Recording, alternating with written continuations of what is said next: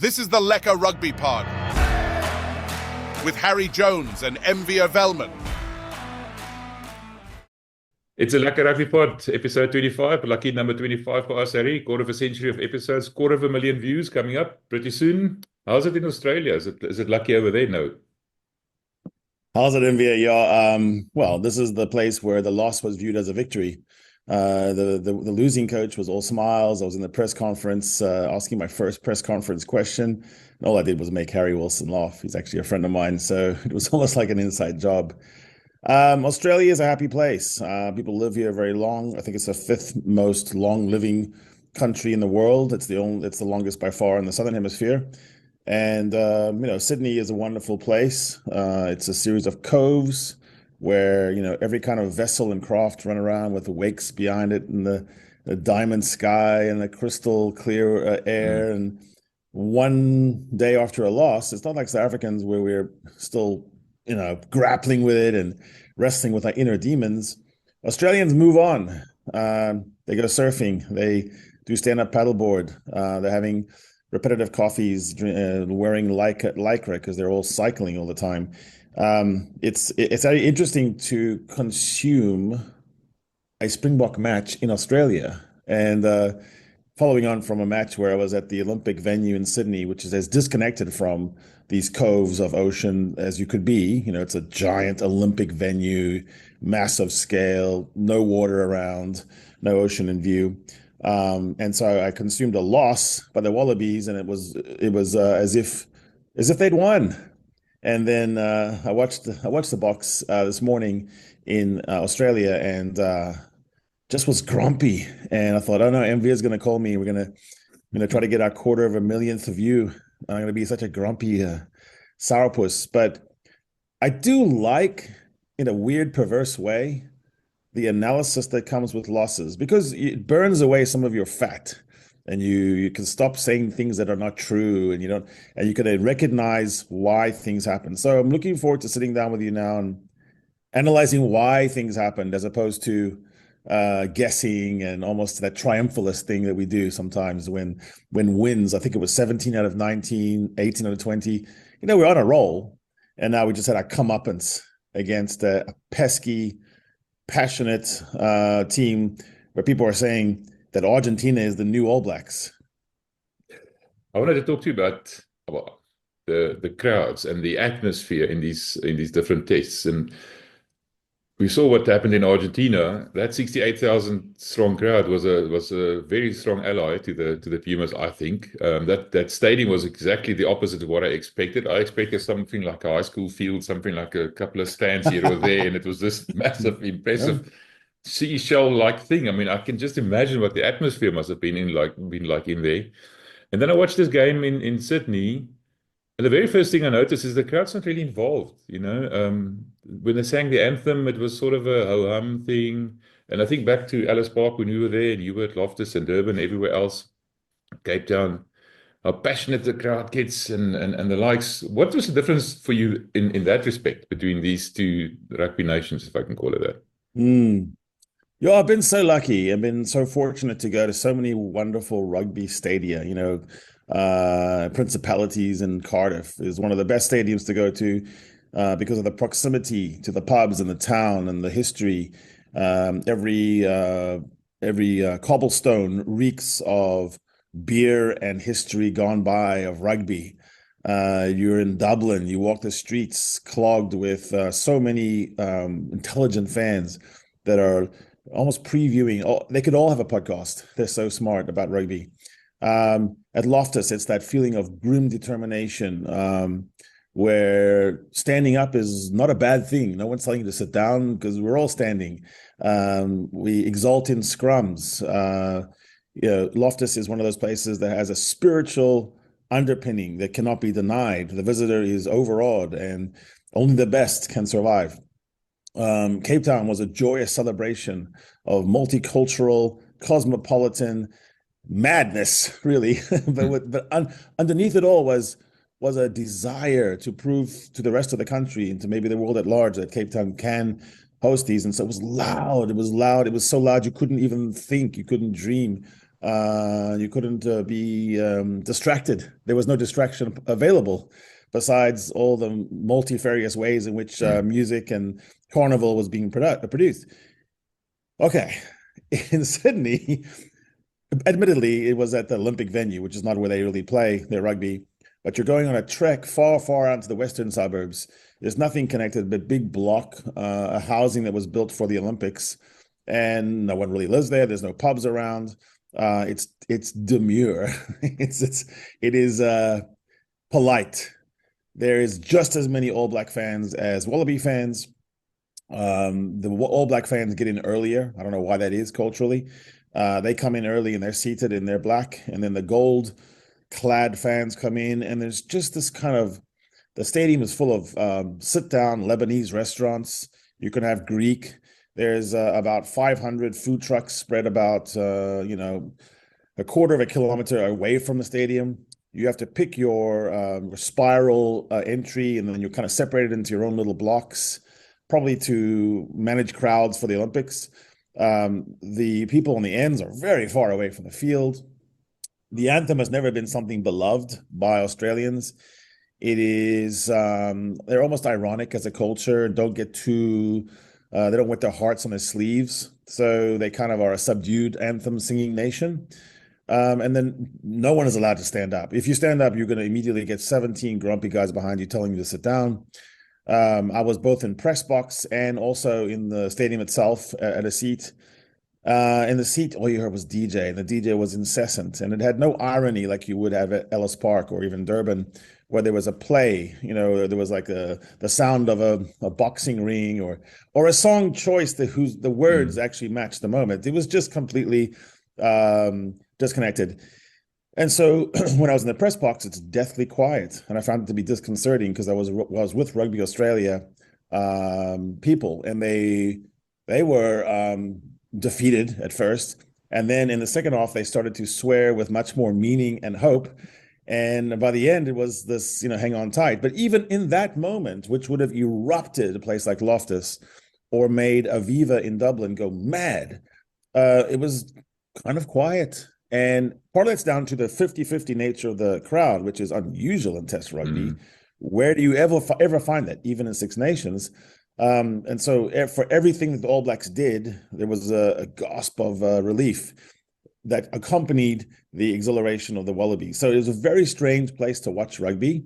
And the two nations are so intermingled, with 500,000 more Kiwis living in Australia full time, and with every Australian perfectly used to going to New Zealand for holidays. The two having become more and more isolated with each other in a weird embrace in rugby. So the two coaches being Kiwis, and the familiarity of the players who have to play in Super Rugby to play in this game, it kind of bred a sort of low-level derby that didn't have the spice, malice, revenge factor. And you had one team very happy with a close loss, and the other team kind of relieved with a close win. So it was kind of interesting to watch. I would say there's nothing that Australia could do particularly to change that fact. It's a happy nation, and good on them. And they don't have as much refuge in sports as some countries that have more to prove, like Rassie always says. This is a country that's doing well and is going to do well for quite a while. So they don't have the life or death mentality that you or I have about the Springboks wins and losses. Something that you're not used to and that you don't do often is attend press conferences. Just talk to me about that quickly, because you were a bit apprehensive about what you're going to ask them and how's it going to go. What's the experience like? Yeah, you go down to the bowels of the Accor Stadium.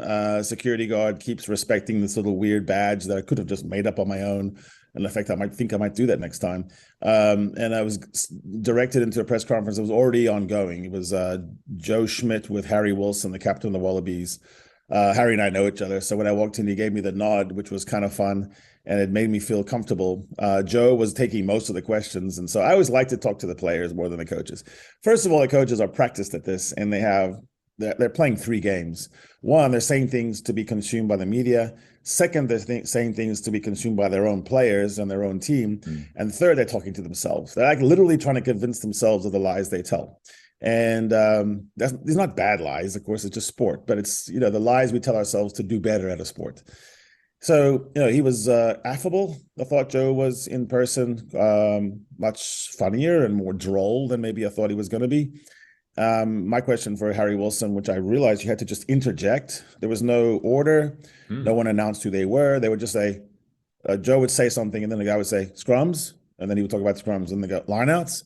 They all knew each other. It was all Aussie media. And then there was an embedded New Zealand guy, and the much hated and despised Ben Smith was there, by the way. Oh, is it? Yeah, kind of a shrimpy guy. I kind of gave him a shoulder. I thought he Not was on purpose. I thought he was a figment of someone's imagination. No, he's a real guy with glasses. He's kind of a nerd. Oh. And I gave him a shoulder, but it wasn't on purpose. I was actually trying to talk to another guy, and there's a guy my way, and I didn't have much time before I had to get out of there. And I kind of did a swim through the mall kind of thing. I was like, killing them all, and it happened to be Ben Smith. So, hey, Saffers, rejoice. I might have thanks for that, my hairy, meaty elbow into him. And he was grumpy as well. So was a couple other Kiwi guys. I didn't really like them, actually. I think I wouldn't have liked them even if I didn't know it was Ben Smith. Jamie Wall, he was there, and he was a good fella. There's plenty of guys, good and bad amongst old people. But overall, it seemed strange. When I asked Harry Wilson, I just said, hey, you had 25 tackles tonight. Was your favorite one the one where you escaped the escort, beat Corbett, and crunched Will Jordan? He found that to be fun because it made Joe laugh as well. And he kind of took it on as, yeah, I'm a kick chaser now.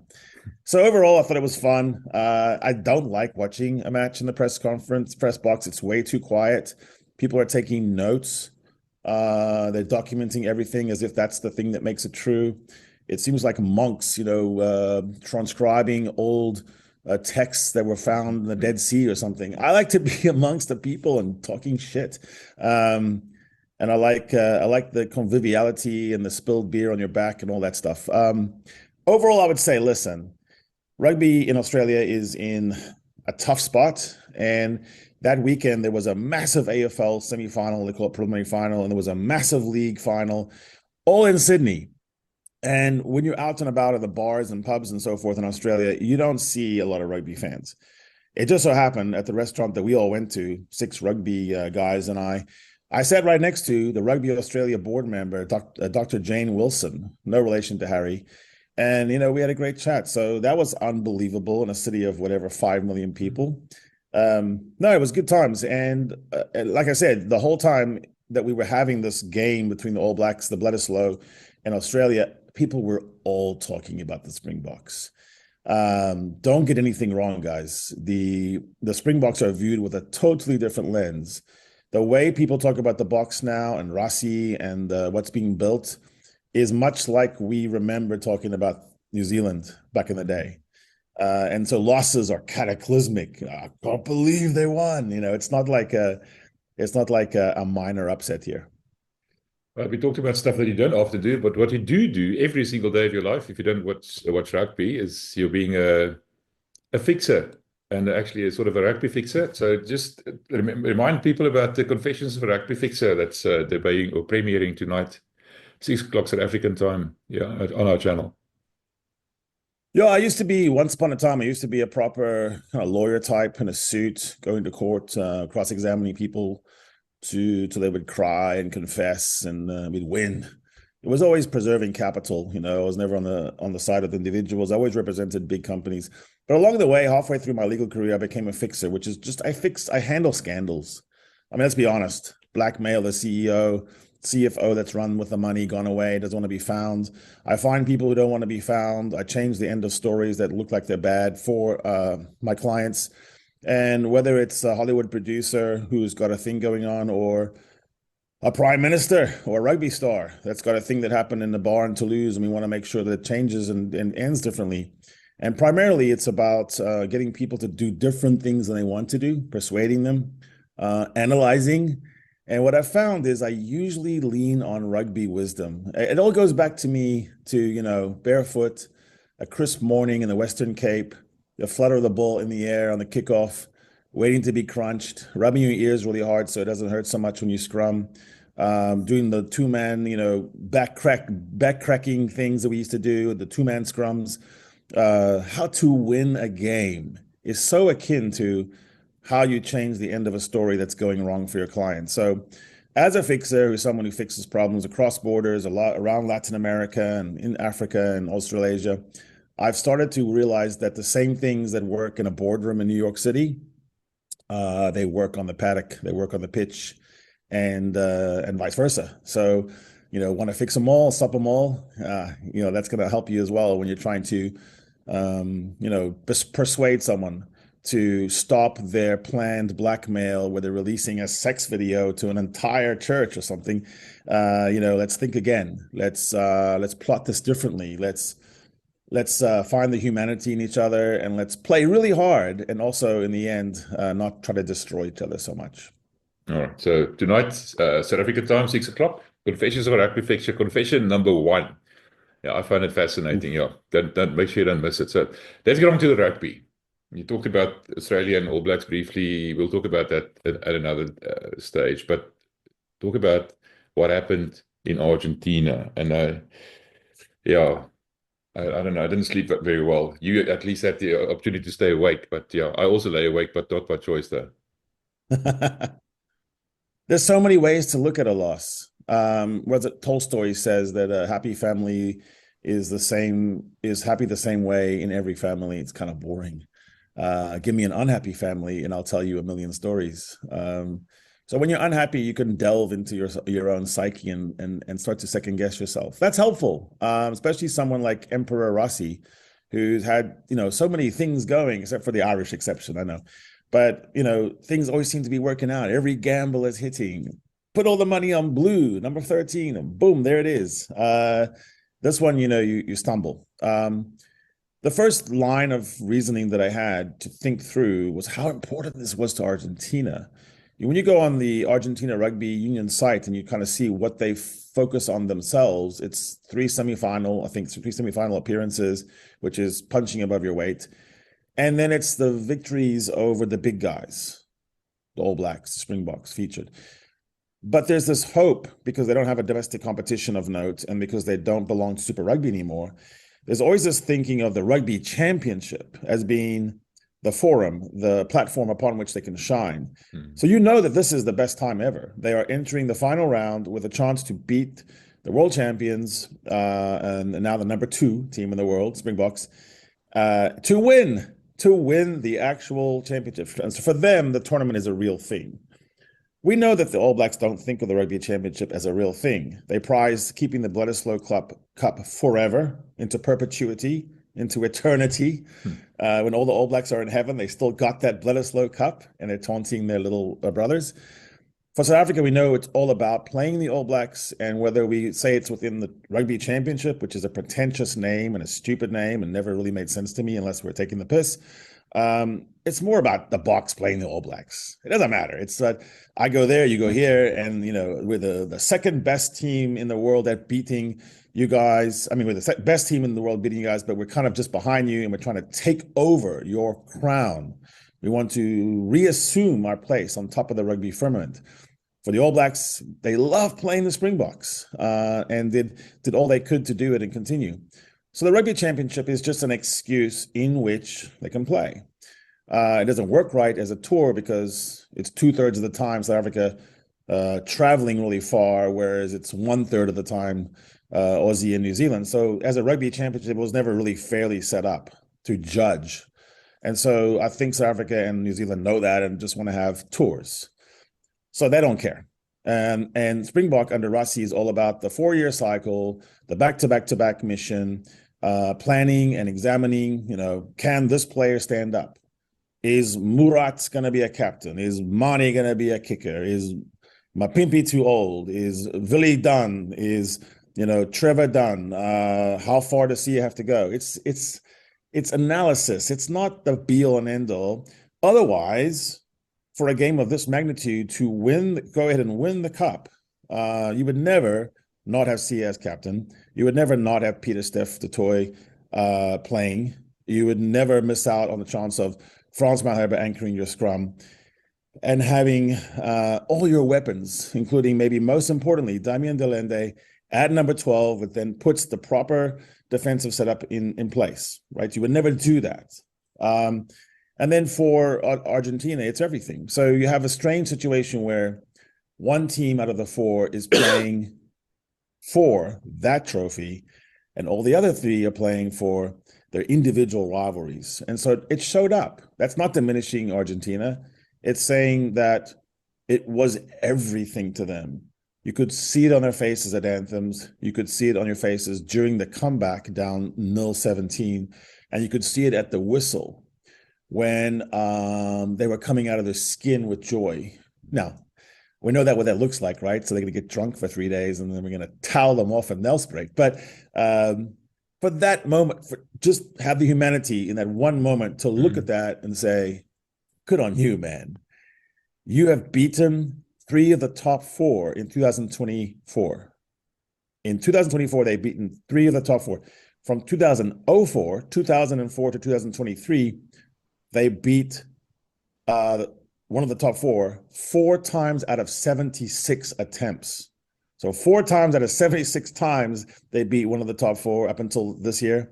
In 2024, they beat 3 of the 4. So something is brewing in Argentina. And that's why people are saying nowadays on counterattack, on scoring from scraps, and their comfort in fractured play, the Pumas are the new All Blacks.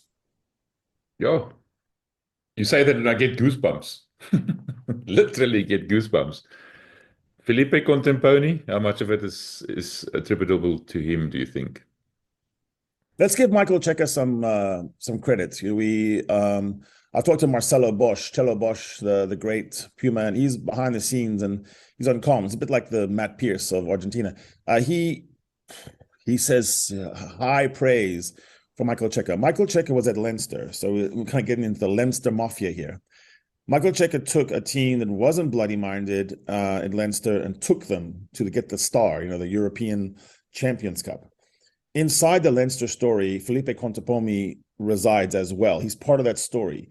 It was he who developed some of the trick plays where you have 4 guys running at you, everyone, even a guy like James Ryan, looking like he's going to run over you or pass. You could never tell. And then if someone was on his shoulder like Ty Furlong, he was running as hard as a prop can run. So all that kind of attack stuff has turned into Felipe's taking what Cheika built, which was a much more pragmatic. They thought he was unemotional, which is funny for us that know Michael Cheika, and getting to play more consistently to avoid the volatility. And we'll talk about that word throughout this episode. The volatility was what cursed the Pumas. It's still in them. You saw what happened after they beat the All Blacks that first time. But Cheika, I think, evened that out. Found the moderation that we all seek as human beings, so we're not acting so crazy, so moody. Felipe Contemporaneous has built upon that now and built better startup plays, and then the cousin of a starter play being from set piece, where I know where everyone's going to be, my starter play, and then a counterattack can be turned into a starter play. We saw that for years from the All Blacks, where they would have organized kick returns. It looked pell-mell and crazy. It wasn't. They had a formation, and they would sometimes cut you into ribbons in a matter of 5 seconds. So what Contemporaneous has done is, yes, there's starter plays, but Argentina doesn't get a lot of good ball from set pieces, and it doesn't always overpower you in the forward pack. So it has to depend on these other scraps. And look how comfortable they appeared to be on the counter. Think of that as design. Understand that Argentina only had 70 carries in this match. That's crazy. 44% of the territory and 40% of the possession and 70 carries. Not very many rucks. And yet they scored. They did something that very few teams have done in 5, 6, 7 years now, which is take the Boks to the cleaners on 4 tries, score 26 unanswered points. When has that happened? I don't think it has. The British and Irish Lions did some damage. There's been a couple of occasions where the Irish opened us up, but not to 4 tries. And New Zealand, capable of that. So is Argentina now joining that group of teams that can do that? Are we volatile? And the third option is is our defense not as sound and solid as it once was? Inside that, there's A and B. Is maybe it is, but small margins in sport are real. People say small margins, and then we have 7 players that should be playing that aren't playing, and then we go, oh, we lose. Maybe that's the small margins. We can talk depth all we want, but I don't think our third stringers can beat Argentina. I don't think so, not in Argentina. So it was always, the die was cast when Rassie decided to leave the 7 guys at home. It was always going to be a struggle to have a second row that had no caps and no reps, that didn't have an experience. We were proud of these young guys that hadn't lost to the All Blacks, and we have all these stats. Oh, look, he's played 13. Yeah, but losing teaches you something too. And so I think it was always primed to be one of those games that could have got them. I think one of the things we covered in our episode before this was, has he taken too much of a risk? We asked questions like, is Salman Murat really a captain? Is he a test lock? And so now we get better answers. And we shouldn't be afraid of what we find. The worst thing that can happen here is, we dig in and become stubborn and make it into some, we start arguing unfairly with our brothers, go, yeah, you're bashing this guy, you're a hater. Come on, this is ridiculous. And that analysis has never been about hate. It's about following the facts where they are and following the evidence. So I think we have plenty to talk about now. But one thing is for sure, we have some volatility in us. And the empire has some cracks. I think, like you just said there, it's important to put it into context. This is the C team, if I can call it that went over there. It was always a gamble. But, you're right. Yeah. We did say, is it a gamble? Is it too much of a gamble? And I think we were caught out on the day. It was too much of a gamble against a rejuvenated Argentina, basically, if you want to call it that. I think Rassie likes some of those. I think he builds. I think he likes having a dopamine rush. I think he likes to play close to the line and then defy the odds, and if Manie makes the kick, I pulled it off. But it was always going to be rough on defense when you change. Defense is one of those things that shows up quickly because the defensive system of South Africa is so dependent on cover and scramble. So if Fassie's going to play like a wing and bite in on breaks and not trust his inside, he's never going to allow his inside guys to show that they could have tackled. And there were 3 occasions where that could have happened, and we'll never know if Pumas could have come along and swept like I think he would have. Even Pollard was coming back on the scramble. You saw hard workers like Ben Jason Dixon. So if Fassie doesn't bite in like a wing, because he's maybe still a wing sometimes in his brain, but instead delay. Like all the best, like Hugo Keenan, like the best fullbacks is they keep backpedaling and they keep losing time and space and the touch to be their best friend. And you don't commit too early because then you've got an outside break that no one can get to. So there's little things like that. I'm not bashing Fassie. I'm just saying how many times has he played test rugby at 15 against a highly committed, good counterattack team? Not many times. So he just learned something. He'll go back and look at that. He'll know what he did. He bit in twice when he should have almost avoid contact. Like stay on your feet. Keep backpedaling. And then you allow your Lekkerbek or you allow your number 9 to come big and scramble. So yeah, there's plenty to take from it. The attack looked good, but the defense was the actual thing. It was the anomaly. It was the aberrant stat because you depend on the fact that you don't give up 2, almost never 3. It's like never 3-putting. Play golf and you never 3-putt. You're going to score okay. You don't have to make every putt. Just don't ever 3-putt. Before we go any further, Harry, I wanted to just address the elephant in the room. And the elephant in the room is called Manie Libbok. And my feeling is Manie could have won us the game, yes, and he missed a kick, yes, but Manie didn't lose us the game. And that's I think, quite an important distinction before we go any further. Yeah, okay. So many things can be true at the same time. When you look at the job of the kicker of the team, it is to do exactly what what had been given to him. And it was actually a wonderful opportunity for Manie Because sitting here right now, it would have been such a different narrative, and you have to make it. And you say, well, that's unfair. That's just one kick. But it's not. Go check out analyst Gus, a good guy, Angus, who has taken the trouble to amass all the figures from, 4 years, 2 years, 1 year. I mean, Andre's 85%, his worst period of time, it's a lot of kicks, too, is like 80. He's an 80% kicker. That's why he's Andre Pollard. Sasha, right there, 75 to 78. Again, he also takes longer kicks and more difficult kicks. With Manie, you have to work around the fact that he's not a good pressure kicker, so you end up not taking the kicks that you need to kick on a match, not this match, but it showed that he will lose the next match you have to have where you want to build scoreboard pressure. And look, you can only have so many experiments where you have it set up on a tee. This is it. Like, this settles the argument that Manie's not a pressure kicker. Because what Andre said was when he faces that kind of kick, he says, oh, what if I miss? He lets that thought in. And then he has the other thought. He promotes the thought of, but how cool would it be if I make it?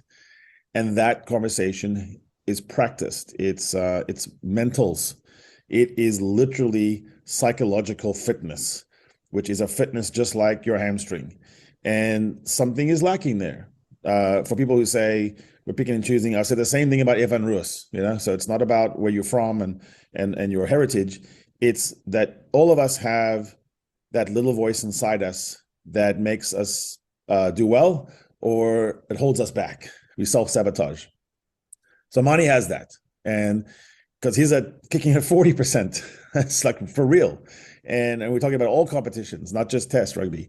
And his percentage on clutch kicks is really low. We can remember that won, but then there's so many that were lost. And so he doesn't like it. He doesn't like the kick. And if you didn't think this, you're lying. If you're a Bok fan, if you didn't think when he lined it up, you're like, oh, like you started making weird noises. Some of us went out the room. Some of us put our head between our legs and assumed the crouch position of an aircraft about to land. We all just, we tried to do, we wanted Manie to win. It's not against Manie. This is what Manie hates. I love Manie. I wanted Manie to be the toast of the town. I imagine him being carried off on everyone's shoulders and smiling, that wonderful smile he's got, but he doesn't have it. And so, no. He didn't lose the game in the sense that you're saying, but then don't flip it around, Manie Files, and say Andre was the one, he was on the field when it was the 26 to 0 run. That's not a fair conversation either. Your knock on Andre was that he doesn't know how to produce tries. He produced 17-0. And it was not just, despite him, he made a peach of a pass to Fassi that found him just in stride. He was distributing long ball, short, disguise, pullback. He ran the team. And the 4 tries that were scored in that big giant spurt, that wasn't on Andre. I mean, he got dummied once, but so did 5 people.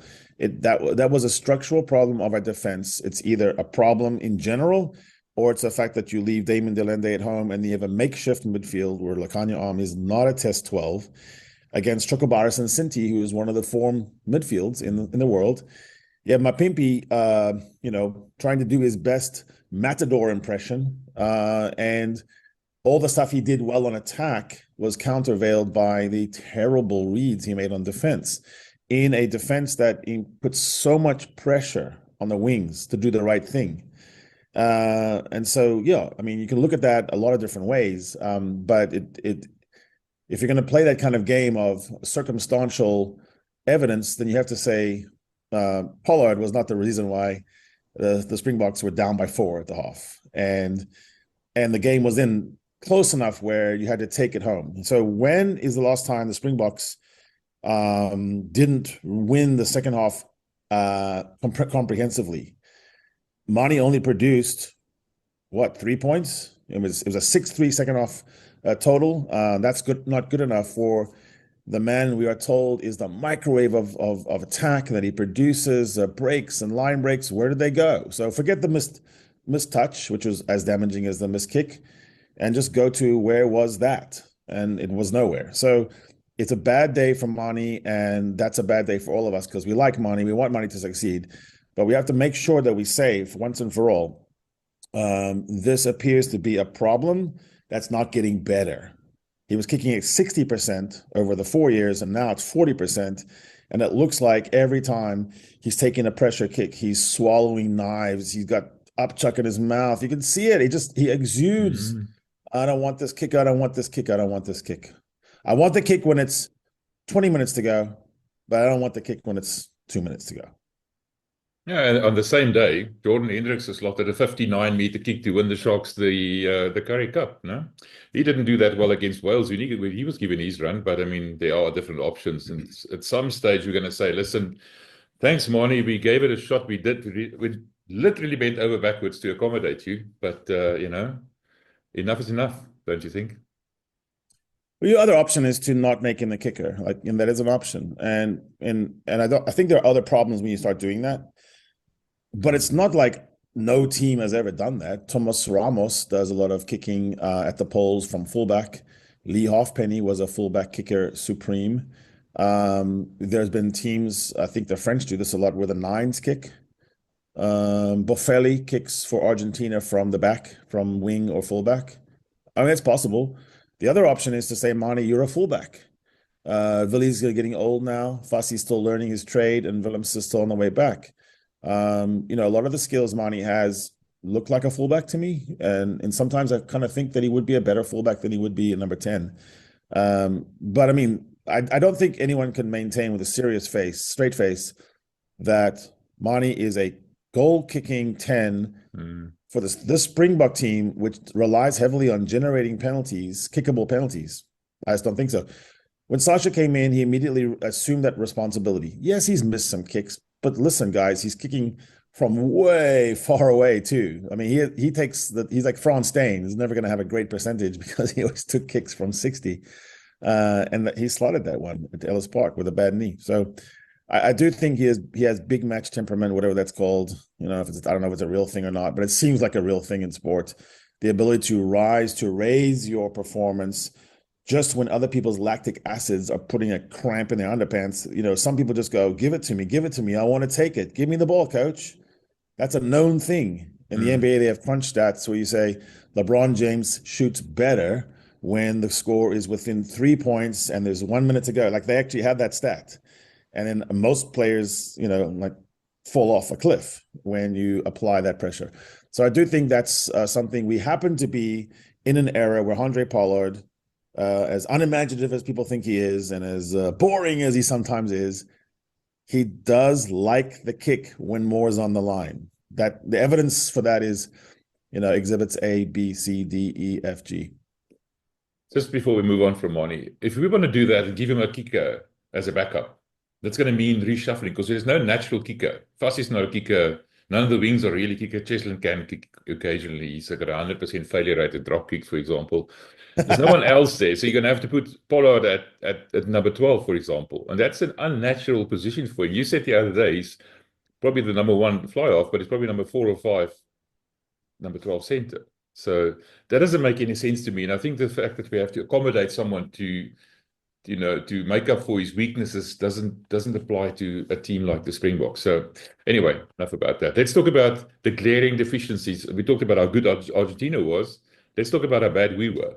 And the most obvious one was our defense, and secondly, our lineouts. So let's talk about the defense firstly. The fact that Damon Yolanda wasn't there, and how much of an effect did it have on our defense there? I think we can see for ourselves now how much of a linchpin he is for the South African team in terms of defense, in terms of attack, in terms of jackling, you name it. That guy just plays out of his skin every time and still gets vilified for it. I think yesterday showed us how much we need him as a number 12, a proper number 12. And we paid the price for him not playing. I'll draw a parallel between the two games that I watched. Australia faced a barrage from New Zealand. There were like 24 missed tackles in a defined period, and 4 tries given. Then the All Blacks returned the favor by missing about 24 tackles in the second half and allowed 4 tries in. And if you look at why those tries happened, it's very similar to what happened for South Africa, and actually by Argentina as well, which was the connectivity being the be-all and end-all of the modern defensive patterns. Defenses have never been better, but also, what is the defense that everyone's been studying for 6-7 years now?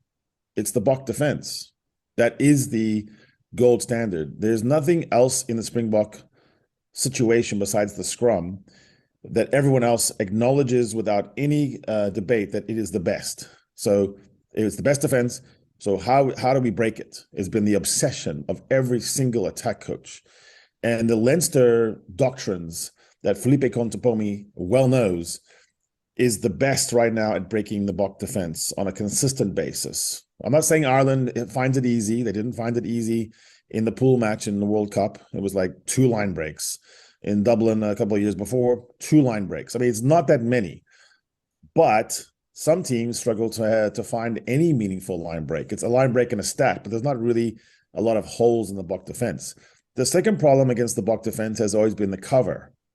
I talked to Stuart Lancaster, and he talked about how South Africa has so many athletes that can do double efforts. There was phenomenal play in the game, and I'm literally at a loss now to tell you who did it, which Bok did it. I have to go back and watch, but a double tackle and a snaffle. I mean, it just, like, whether it's Kwagga Smith or Chesson Colby, there's a superlative human element where there are some athletes, whether they're Lekkerbacks or they are just hardworking Peter Steph du Toit types, who can create these superlative. If defense was an actual highlight reel, if defense was as worshipped in rugby as attack, or in some sports, defense is worshipped, that would be clear.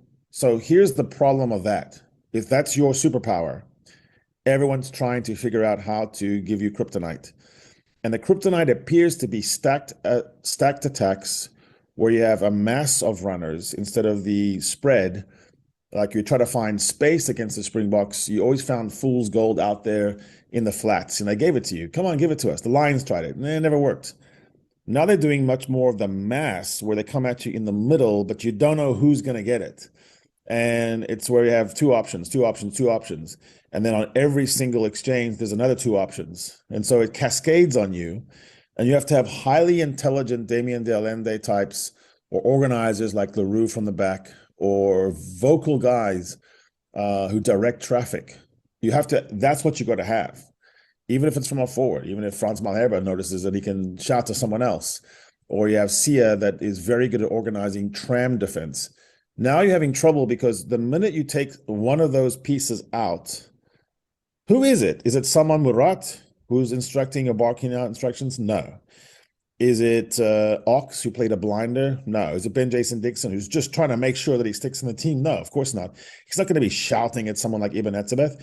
So you have a problem that when you start to do this game where you take 5 or 6 players that wouldn't start in a knockout match and try to put them against the Felipe Contepomi Leinster magic attack that's been obsessed with beating you, and it's now on their website as one of the greatest wins in 85 years. Okay, so they're highly motivated, and here we are kind of going, well, what if we just hold these 7 guys back? So, I think the defense is one of those things that suffers the most when you chop and change. The second thing is, we have to talk about the little baby elephant in the room. Maybe it's not a huge one, which is we changed from a defensive scheme, and we have a different defensive coach, and every other country in the world that does that expects a little bit of a slippage, some bedding down. And not always, like there's some matches where Flannery he had a shutdown. It was a shutout. It was beautiful. But I think there's some evidence, maybe you'll disagree with me, Mvia, but it seems like this year there's been a few moments where we look a little bit confused.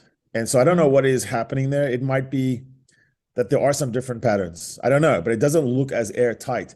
And the times we had the massive defensive games, they were not so much about the defense system working that well. It was the desire, the chase down, and some superlative individuals like Chesson Colby who can cover, who can just, give their left arm for their country. So I don't know if you can always count on that. Is it the individuals compensating for a poorer or weaker defensive system? Because that seems to be, to me, to be the case. It's like, now we're using the same system with players of a poorer quality, let's call it that, the C team. Let me be more Small margins, right? You're not yeah, insulting them, yeah. but there's small. There are Yeah. margins between Chus and the next guy. Yeah. Yeah. So the C team with Jock's defensive system would have done better than the C team is doing with Flannery's defensive system, which points to a deficiency in Flannery's system. Is that what you're saying? That's what I'm thinking. I see what you mean, but I'm trying to detect the differences and I haven't found them. And so there might be wrinkles I haven't seen. But I'll say the one thing that is a hypothesis that I'm going to go back and drill down on for the audience. And by the way, thanks to everyone who reaches out and encourages us to go that deep, because I think it's only going to make us more likely to go that deep if you reward us for recognizing differences. And we want to go that deep. So I'm going to go back and really watch all the breaks.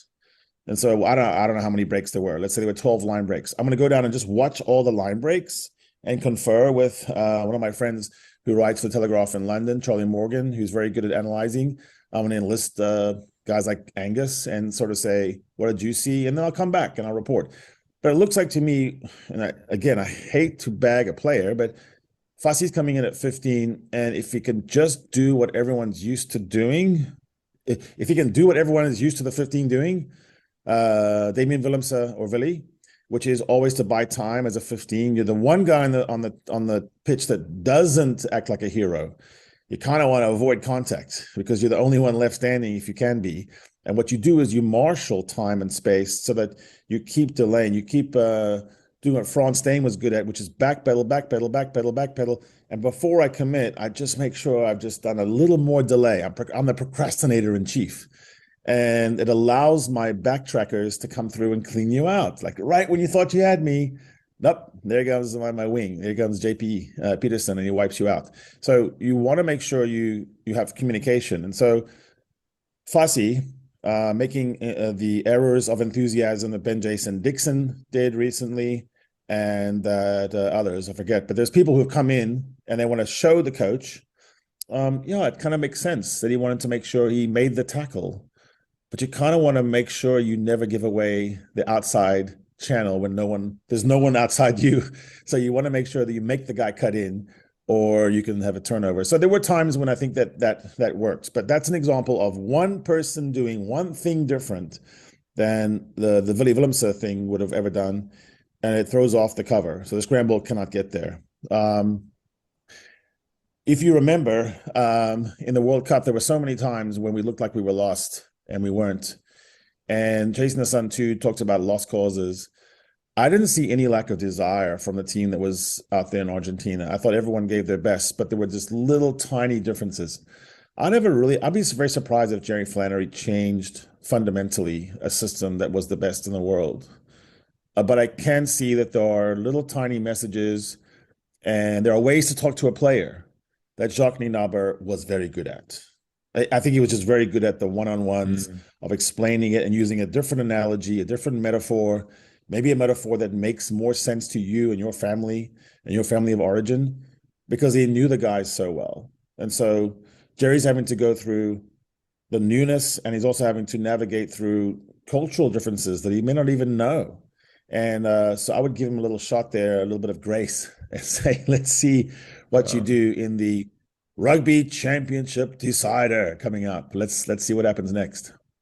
That's actually a very good point that you made there. One of the strengths of both Jock and Rassie is the fact that they can relate to the players on a level that those players can appreciate. And somebody from a different culture, call it that, not Afrikaans speaking, though he was forced to say that he was going to learn Afrikaans in 1 year, that kind of thing. It does make a difference. You're absolutely right. Not just Afrikaans, but South African, let me call it that.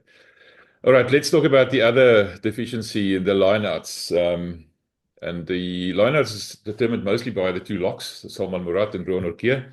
It's not just Salman. I mean, that's another elephant in the room. And there's quite a bit of debate about the fact that he was not only selected, but made captain. And the questions were asked, and I think rightly so, what does Rassie see in Salman Murat that's not that obvious to us looking in from the outside?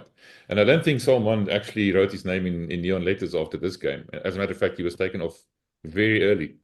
So what's your thoughts? Oh, I don't even know, man. I'm done. I'm done with this experiment. It is experiment, right? Because we haven't seen anything so far that would justify it. So on the surface, we see nothing. So now we have to look at a different level, which is Is there the potential of something? So then we look at the past and say, well, was he a really good schoolboy? Yes, he was. Was he a leader of note? Yes, he was. But look at the list of under 20 teams from 10 years ago, 8 years ago. People that were sure things, stars in the making. That literally they're playing somewhere in Japan in the third division or something. We don't just keep progressing at the same rate we always were. Salman looks to me like he hit a ceiling. He plateaued. He has the body to bash, but he's more of a tickler. His carries are easily reversed. He just looks like he's, a big bad wolf, and then he runs into some big grizzly bears, and they go, no, you brought a wolf to a bear fight. And he doesn't look like he accelerates into contact the way Jasper Wiese does. If you just didn't know anything and you walk down a dark alley, you saw Salman Murat and you saw Jasper Wiese, I'm not sure he would be more scared of and think he could handle you. No, but it turns out it's Jasper. Yeah, that's no doubt about it. But that's the point. That's exactly the point. Yeah. So I think it's the potential you're looking at and you're saying the what ifs. And I think the what ifs can only take you so far. I thought when we really needed something to change, it was obvious that Eben had to come in, not just as a different lock, but as sort of the pack captain. And that's not good. Come on, guys. I mean, I don't think there was... so I think the argument against me then is to say, well, Harry, you need to have a longer test period. You need to have give the person enough. He had injuries. So that's fair enough. But what I'm saying is now I think you have enough that the people that also matter, which is us, stakeholders, fans, part of the rugby world of South Africa, I think we're saying we don't see it and we don't know what you're seeing because, you need to show us, like point to something. If you could make a 63-minute video about Nick Berry's mistakes, make a 63-minute video of Salman Murat's greatest hits as a Springbok. I mean, it'll be over in 2 minutes. So I don't think he had the initiative. I mean, all the biggest, best moments of the match came from other people. They didn't come from him. Kobus's quick tap try, beauty, genius. Fussie's, beautiful line, Creel's inside diagonal. And these are great things. Murat was a spectator. I think in terms of Salman, it's very easy to make the case of whether it should be there or not is by the difference that Evan made when he came on as number 4 lock. It was night and day. So, I mean, there's nothing more to say. The direct comparison on the same day, at the same field, against the same opponents, under the same pressure. Yeah. It's light years apart. So what about the other lock, Ruan Urkia? I mean, we still struggled in the lineouts, and we can't blame Malcolm Marx for not throwing in properly. He did a sterling job there. That wasn't the problem. The problem was we were caught out a couple of times, and that comes down to rugby IQ, maybe. What's your thoughts? Yeah, so I think the coaches know that Ruan is raw. He's raw material. They like the material, though. Number one, he gets around the park, and you never have to worry about him being an 18-minute man. He could be an 18-minute man anytime you want. Number two, even though he's kind of, weedy and not a meaty kind of guy, he wants to be meaty. He's kind of the opposite of Salman Murat, actually. So he's trying to do that, and, that will come. You could easily see 6 to 8 kilograms being put on that body, cutting some baby fat and putting on some good shredded meat, and you're going to be okay, right? So I think that's it. But lineout is chess game. Like Victor Matfield, one of the great lineout practitioners, he studied little cues, forearm movements, the way his opponents would shuffle on feints versus the real. He had a certain amount of space he wanted around him, but he never wanted his lifters to give away any clues as well. He had a certain pattern of a dot dash where he liked certain kind of throws. So he would even go into a game already doing his game theory of how he would win blackjack. And so then you were always reacting to him. And his theory was always, if I'm the first mover, I'm always going to be quicker than you. I'll be easier to lift. And he formed his body into a body that was easier to lift. That took 50 caps for Victor. So, you're judging a guy quickly on this one. Lineout success is one of the most complicated things in rugby to ascertain, because you have the lifter, you have the call, you have the movement before the ball's thrown, and then you have the timing of the throw as well as the height. Yeah, so again, what I'm going to do is look at missed lineouts, right? And so this is a chronic problem for 2024 for the Boks. Born a lot of the fact of different identities of caller and jumper and lifter even. So you're trying to have 3 proper front rows or depth of 4 front rows, and you're having people mix and match and hybrids. You don't have that continuity of the call, the motion, the lift, and the throw. But I can tell you right now, I saw 2 throws that went awry that were not the throw problem. Like you said, it was the lift. The lift was pushed the jumper into the space that Guido Petty or the other Puma was contesting. The second thing is, and this is all on Ruan or Salman, is you've got to win the shoulder and elbow battle so that even if there is a contest, you still win it. And that has to do with body position in the air. That has to do with how you jump into your front lifter instead of resting on your back lifter. It's more comfortable to rest on your back lifter because it seems safer, like I'm sitting on a seat in the sky.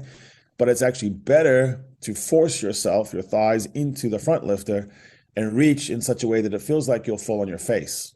That's the best one. That's what Eben does all the time, and why he does fall on his face sometimes, or sometimes has injured an Achilles, is because he takes the risk to his body of reaching forward, and then the contester often gets pinged because then his arms will look like a penalty. So that's tricks. We call it dark arts in the scrum. There's dark arts in the lineout. You mentioned about Ruan, the fact that he's so physical, he can go 80 minutes. There's a lot of voices going up to say maybe he should be considered at 7, like a Ben Jason alternative to Peter Steff, maybe. Yeah, I mean, Ben Jason has better hands and he's more agile. I thought Ben Jason had a good game. He was everywhere. Again, I have to watch it again to make sure I'm not missing something that he stuffed up, but it didn't look like he did. And he did an offload, the same offload that got him cut, but he did it at the right part of the field, and it was good, and it was continuity. There were several times he cleaned up some stuff that other people had messed up. He was first to the ball on the ground several times, and it's something I always look at. There used to be a stat that was used more, which is regathered ball on the ground, and it's a great stat. You saw it actually with the All Blacks with Sam Cane showing why he's still picked is because he got to the ball in front of 7 wallabies. He just, get there. Ben Jason has that get there kind of thing.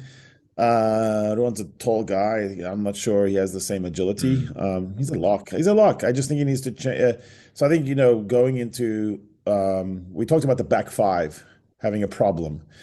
And sometimes you look at things that happen in the back line, the tries it scored, you don't go back to the origin. The source of the problem sometimes is not having a dominant back 5. Murat wasn't doing his job. I think sometimes you put too much on someone like Marco van Staden, who tries to do everything because you're not really dominating. So I think Ruan would have had quite an education against the likes of Guido Petty, who have, and also the lifters. They're very good lifters. The Pumas have a very well-oiled machine. A lot of those guys have played together since they were 12 years old in the clubs and in the schools of Argentina. So I think a lot of them have gone off to top clubs in Europe, and they've learned tricks. And you got a guy with less than 10 caps having to be a lineout captain. It's not surprising. It's not surprising at all. It's not surprising that there were lineout problems in this test. What's surprising is that there's lineout problems in every test, and we don't seem to be able to fix it. I think the fix is probably personnel related. There's a different target when Sneeman's on. I mean, he just does. He commands the air. He has, I don't know how you can get in front of him or above him. The other thing that you talked about fixing is that I think we did fix this weekend was the breakdowns. We got a bit of a hiding against the All Blacks, but this week it looked much better. And also the Argentinians were the best breakdown team best breakdown team in tournament so far. But they also changed their approach a little bit. They used to commit 2-3 tacklers to a breakdown and then just sort of overwhelmed everybody. The Springboks they lost a bit of connectivity. The guys were isolated last week against All Blacks. This week that was sorted out. But like I said, the combination of the Argentinians changing their style a little bit and we stepping up our game there, that the breakdowns to me was much better, but almost neutral to the extent. Yeah, like I said, they only had 70 carries. They didn't build that many rucks. So I think the RGs were kind of scared to have too many rucks and phases, and they knew that. I think they were getting overwhelmed sometimes with the breakdown. What the Boks were doing is everyone was getting involved. There was a counter ruck built by backs. What a beautiful thing to see. And they turned the ball over. The referee, I thought, was fine. As you know, I don't mention referees' names. I just talk about what they did, the actions. And he allowed some pilfers without pinging him. And I kind of like that. You know, there were a couple of times when the Boks just took the ball or counter-rucked, and he allowed that to flow.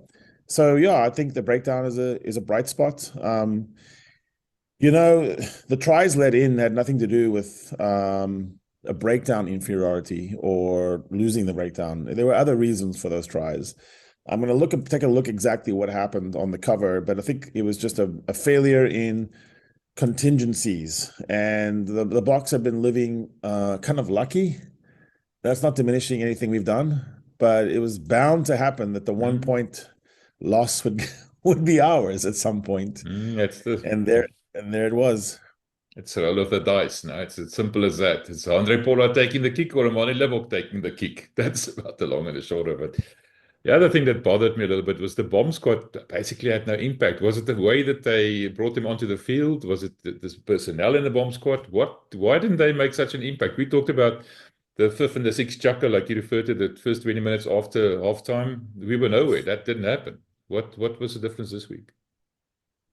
Yeah, so we diagnosed it that a 50-20-10 rule for the Boks has been that through 50 minutes we hold our own. We don't get beaten by anyone very, very far. Been very few examples where we were down by more than 5 at the half, and in every case we lost, by the way.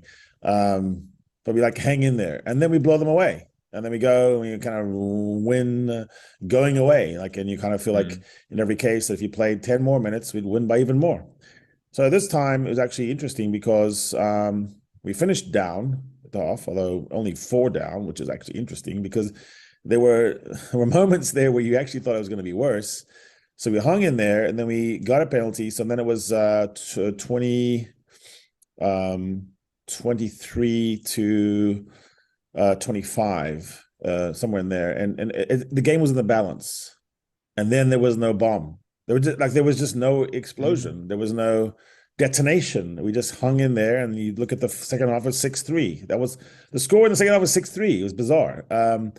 And it was always going to have to come down to kicks. So I think the constitution of the pack with Salman, Ruan, I thought Jasper Wiese played well, but it's sort of it wasn't the classic Bok pack. There was no ascendancy there. Sometimes those body punches in a boxing fight only do their work later.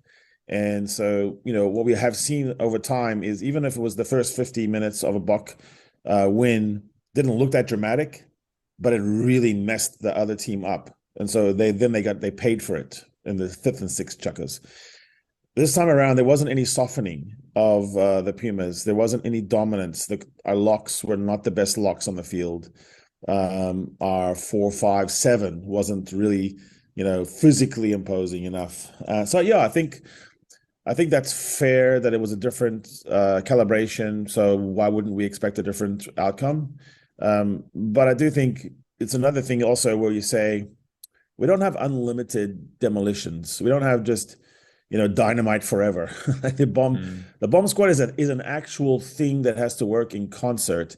It's not enough to just say, Kwacha, go do something wonderful, and then we'll pull it out of the fire. I mean, that kind of did happen, by the way. Manie has to make the kick, and then it happens. As Rassie said, and that's honest, he said, so if Manie makes the kick, this is a different press conference. But I don't think that's satisfactory for South African fans. That should have been a win comfortable. It should have been a win comfortable because 2 of those tries shouldn't have gone in, possibly 3. So then you're looking at a pretty nice 28 to 15 win. No, I don't think so. How many kicks did Albinos miss? Well, yeah, but I don't think RG should be able to score 2 of those tries and possibly 3 in a proper box setup. There was just way too much space. Yeah. Scoring standing up untouched is atypical for a Bok defense. Yeah, no, I agree with that. I was just thinking, it's a 1 point game at the end. We didn't really miss much except Manie and Andre missed that one. But Albonos had a horrible day from the tee, but he had a great day otherwise. But just, I think he was one of the linchpins in their team as well. He played very well for me. I don't know what you thought about him as a 10, taking over from, It's what's his name? it's funny, Carreras. Carreras. It's funny though. If Manie makes the kick, his reputation soars, and the Pumas 10, the headline is you lost it because you missed the kicks. Like then the Pumas 10 would have been Yeah, under the true. gun. And we like your breaks. That's fun. You were flashy. You sold a dummy on Mapimpi, but make your damn kicks. And then we beat the Springboks. So it's interesting. I was literally saying that to the guys I was watching. I said, if it holds the way it is, and I'm pretty sure we're going to get a shot at goal, and if we make it, they're going to go back and say you had 8 points on the tee that you missed, and then he would have not been the goat. He would have been the way we used to call a goat. Mm. He would have been like the bad goat. It's interesting. We always talk about the impact on Manie's psyche. Did you see the way that Argentinian, he was also like berating himself and going down a little bit of a rabbit hole there instead of, like you said, just forget about it and take the next one. You could see he wasn't going to make the next one either and the next one either. It was quite obvious, wasn't it? Yeah, I had one season in rugby where I kicked for poles, and I hated it. I remember there was a mom of one of my friends, and I missed one. It was from the court, it was from the side, but still, I was nowhere near making it. And I remember she heckled me, and I was like, "Oh, that hurts." I went to my friend, like, why is your mom's talking shit about me?" Um, but I mean, it's a heavy burden. And I was just doing it because the guy had a broken leg. And when he came back, I was so glad to give it back to him. But I just took the distance shots from that on, where you're allowed to be 20% or 50%. I think it's a rare brain that can accept the kicker's lot in life. It's not for everyone. Yeah. And I mean, to your point about making someone else take it and what does that do? I just think with all the mix and matches the Boks do, like we have such a crazy team with craziness. I don't think you need to add one more crazy. Just Yeah. make your 10 be the kicker and keep it that way. It fits the South African mentality, which is that, when you take on the 10 jersey and that 10's on your back, it's your job. The funny thing for me yesterday, it was we all expected that Alm was going to move to 13, Pollard's going to move to 12, take the pressure Yeah. off Manie. And then lo and behold, it's more Alm and Kriel on the field. I mean, if you're a coach, and Rassie is probably the best coach in the world, or one of the best, you could see Alm wasn't working. You could see Manie was, Manie is not that reliable. But why didn't they do the obvious? I mean, I don't get why they do that. There's a bit of a misjudgment, maybe. I don't know what the problem was there. I I would have think thought just keep Pollard on. I think it's obstinance. I don't think it was I think he knows that. I mean, in a perfect world, if you go back and do what I would have done, if you have to bring Manie on because you're dead set on giving Manie that test, that crucial test, which I think is good, right? Manie comes on at 10. Pollard shifts over to 12. Yes, people were saying online he was gassed, but he got back for that all the way back to that ball that no one else could. Shook a player, ran over a player, and then created the exit. Mm-hmm. And if you give him just one water break, he's fine at 12. It was only 3 point score by Argentina in the second half. Then you have Arm move over to his natural position at 13, and then he organizes defense. And then you put Kriel, you actually bump Mapimpi off, who was having, I thought, a shocker of a game on defense. And you put Kriel, who doesn't get beaten on the outside of a wing. He always uses the touchline intelligently. Kriel also is a fullback, so he can fall back and help because Kriel played plenty of games at 15. And so then you have that shores up Fassi. So then you have a proper game management team to finish it out. Jaden looked like he had the parts. He created a penalty by cleverly trapping someone in on that penalty. He got the scrum penalty that the ref wouldn't give us by doing that. And so all the pieces were in line. Then Pollard takes the kick. Pollard also helps Manie because I think, the two guys are friends. They do well together. Let's see how it works. That is a different attacking shape that we could have used. It might have even have created a break along the way, with Arm having more space, in which I think he thrives, to change it. So I think it's clear that if you go back in time, I don't want to hear any counter arguments on this. It's stupid, okay? You keep Balder to kick, you let Manie create, you have Arm at 13 where it feels natural, and Creel was trusted in the knockouts in the World Cup to play the wing if he had to, and then you let Fassi create from the back. He was safe as houses under the high ball. That is the necessary proper shape to take this game and put it to the house. I think we would have won it. And so I'm going back to my first point. I don't think that it's the most important thing in the world for Rassie to win the rugby championship, but I think he wants to win it. But I think he doesn't mind winning it on the final weekend with the players he held back in South Africa, to kind of just show that he's the mastermind, he's behind it all. Don't worry, I'm Rasputin, I cannot be killed. Rasputin, I like that. Something else I wanted to ask you about the bomb squad. Sorry if I'm a bit all over the place now. Is one of the main tenets of the bomb squad is replacing the front row at the same time. And this didn't happen this time. They came on piecemeal. First it was Vincent Koch coming on. Eventually, Gerard Steenekamp came on, and right towards the end, Jan-Hendrik Wessels came on. So that just that's part of the reason why the bomb squad didn't work, maybe. Do you think because Ox was having a blinder, Ox was playing very well, did that kind of I think upset that? Must have. Like some players are good in hot weather and some are not, and Ox looked fine in the hot weather. It was like they're playing on Mars, like you see how wet their shirts were, yeah. Yes. Yeah, it was kind of strange looking. No, I think maybe it was just a question of we're having a guy that if we won, he would have been man of the match, Ox, I think. So let's see what he can do. The referee was difficult to read around the scrum. I mean, he certainly gave the penalties that were obvious, but there were also two that he didn't give that he could have. So, yeah, it was tricky. I thought Wessels looked good. He was mobile when he was on. And he had a little bit of a look like a New Zealand hooker, like back when New Zealand had the best hookers, kind of a Dane Coles in his heyday. Yeah. Proper pace, a really good, handy player. So, if we're looking like scientists right now, I would think the Bok coaches got plenty. They got more out of this game in solving some riddles and questions they had than they would have by lucky wins.